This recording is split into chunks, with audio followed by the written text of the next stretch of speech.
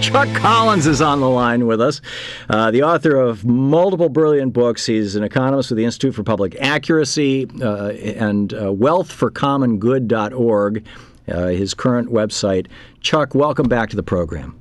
Hey, Tom. Good to be with you. Great to have you here. We just had Grover Norquist on, and reality checked something for me here.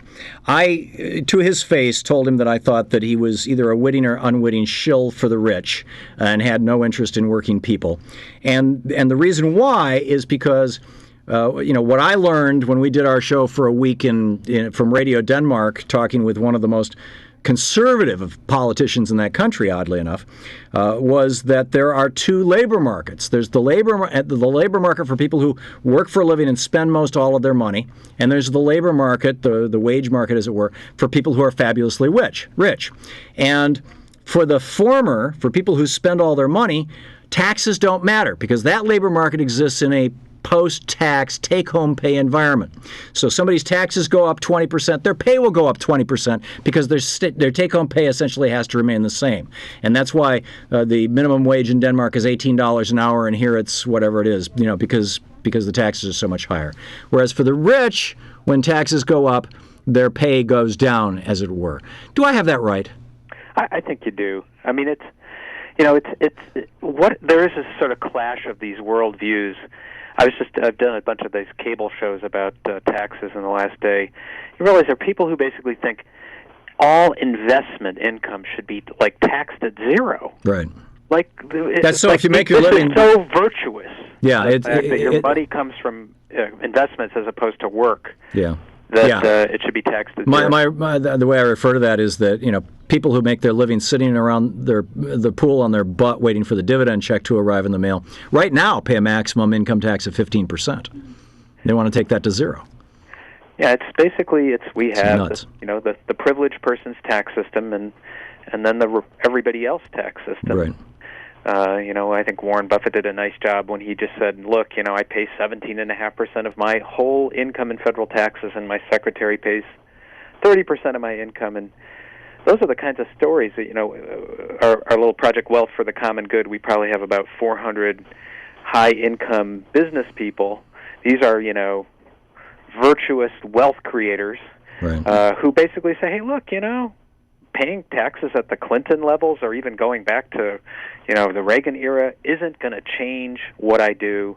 It isn't going to change my entrepreneurial drive, but it is fair that that I should pay more. That's their view. Yeah, Lee Iacocca famously took $1 a year to run Chrysler in a time of crisis.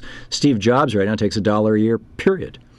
And not that he's not making out like a bandit with the stock options, but the point is that this is, I think this is a marvelous thing, Chuck Collins, that in wealthforcommongood.org, that you have assembled a group of people like Warren, of the mindset of Warren Buffett, who believe that having a nation that actually has an infrastructure that works and that has a greater social mobility and a greater ability for people to get a good education and be contributors to society, all of which requires tax dollars, that having people of wealth realize that ultimately it's in their own best interest to live in that kind of a nation is an important thing. It's fun to talk to some of these folks because they kind of have an alma mater feeling about society. They feel like, I grew up in a incredibly fertile ground, an amazing economy, the U.S. system of commonwealth that makes it possible for individuals to have good lives. And they don't resent taxes. They recognize it's both. It's sort of how do you ensure that the same benefits are there for the next generation. Mm-hmm. I have a coworker down the hall who has graduated from undergraduate college with $100,000 of college debt. And you talk to the post World War II, greatest generation business leaders, and they just can't. They tear their hair out. They say, "Look, what kind of society? Where is this going to go?" Yeah. Well, where it's going is into a new form of feudalism. Yeah, exactly. It's like society made an investment in one generation, and that was a good thing. Expanded wealth and opportunity, and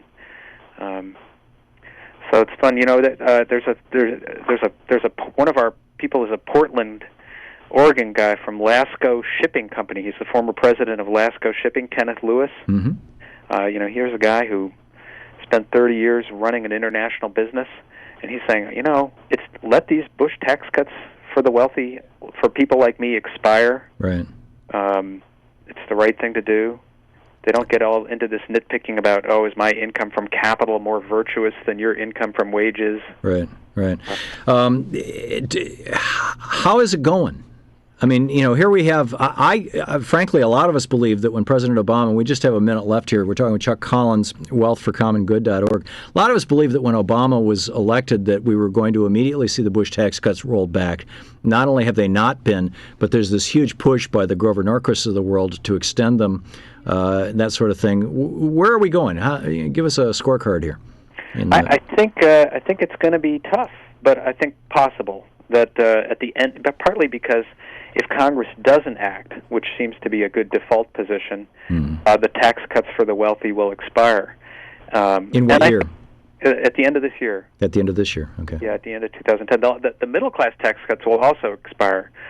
So one thing we might see is the Republicans sort of try to hold the middle-class tax cuts hostage, saying, okay, we're not going to pass or we're going to block that unless you let the tax cuts for the rich get extended too. Yeah, we should just inflation adjust the Reagan tax, the pre-Reagan tax cut tax standards, and go back to that. Yep. It's like roll back the Reagan tax cuts. That's my mantra. It is. It's a good one. The country worked prior to Reagan. Reagan ran us into bankruptcy, and it's Jude Wanniski's two Santa Claus theory on steroids. Chuck Collins, wealthforcommongood.org is the website. Get over there and check it out. Chuck, thanks for dropping by. Thanks, Thom. And Take care. Keep up the great work. Good having you on.